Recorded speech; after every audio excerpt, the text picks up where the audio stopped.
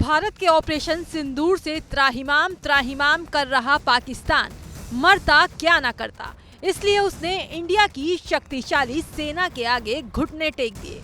घबराए पाकिस्तान ने शनिवार 10 मई 2025 को सीजफायर का ऐलान कर दिया, जिस पर भारत ने भी उस पर तरस खाते हुए सहमति जता दी। लेकिन अब जब से सीजफायर का ऐलान हुआ है, तब से AIMIM चीफ असदुद्दीन ओवैसी, जो पहलगाम हमले के बाद से पाकिस्तान के खिलाफ हमलावर हैं, वो मोदी सरकार से उखड़े उखड़े नजर आ रहे हैं। उन्होंने सीजफायर पर सवाल उठाते हुए सरकार से 4 सवाल पूछ लिए। हैदराबाद सांसद ने अपने आधिकारिक एक्स हैंडल पर लिखा, मेरे कुछ सवाल हैं और मुझे उम्मीद है कि सरकार इनका स्पष्टीकरण देगी। काश हमारे प्रधानमंत्री नरेंद्र मोदी ये सीजफायर की घोषणा करते, न कि किसी विदेशी देश के राष्ट्रपति ने। हम शिमला समझौते के बाद से तीसरे पक्ष की मध्यस्थता का विरोध करते रहे हैं। अब हमने इसे क्यों स्वीकार किया? मुझे उम्मीद है कि कश्मीर मुद्दा अंतर्राष्ट्रीय मंच पर नहीं जाएगा, क्योंकि ये हमारा आंतरिक मामला है। हम किसी तीसरे स्थान पर बातचीत करने को क्यों तैयार हुए?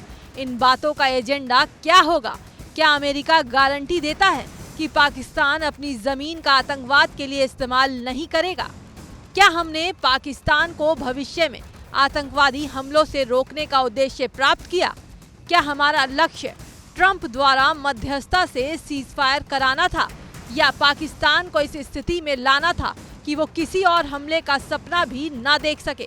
हमें पाकिस्तान को FATF की ग्रे लिस्ट में बनाए रखने के लिए अंतर्राष्ट्रीय अभियान जारी रखना चाहिए। दरअसल ओवैसी ने इस मामले में अमेरिका को इसलिए घसीटा क्योंकि अमेरिकी राष्ट्रपति डोनाल्ड ट्रंप ने अपने सोशल मीडिया प्लेटफॉर्म X पर एक पोस्ट में दावा किया था कि संयुक्त राज्य अमेरिका की मध्यस्थता में एक लंबी रात की बातचीत के बाद मुझे ये घोषणा करते हुए खुशी हो रही है कि भारत और पाकिस्तान पूर्ण और तत्काल युद्ध विराम पर सहमत हो गए हैं। दोनों देशों को सामान्य ज्ञान और महान बुद्धिमत्ता का उपयोग करने के लिए बधाई। यानी ट्रंप की माने तो सीजफायर के लिए उन्होंने दोनों देशों के साथ लंबी बातचीत की है, तब जाकर दोनों देश युद्ध विराम के लिए सहमत हुए हैं। बस इसी को लेकर ओवैसी ने देश के प्रधानमंत्री नरेंद्र मोदी पर सवाल दागे कि जब आतंकवाद की जड़ पाकिस्तान है, तो आप सीजफायर के लिए क्यों राजी हुए?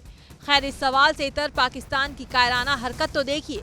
सीजफायर के महज 3 घंटे के बाद पाकिस्तान ने युद्ध विराम समझौते को तोड़ दिया और कई इलाकों में सीजफायर की और ड्रोन हमला कर सीजफायर का उल्लंघन किया, जिसके बाद भारतीय सेना ने भी उसे मुंहतोड़ जवाब दिया। हालांकि अब बॉर्डर पर शांति बरकरार है।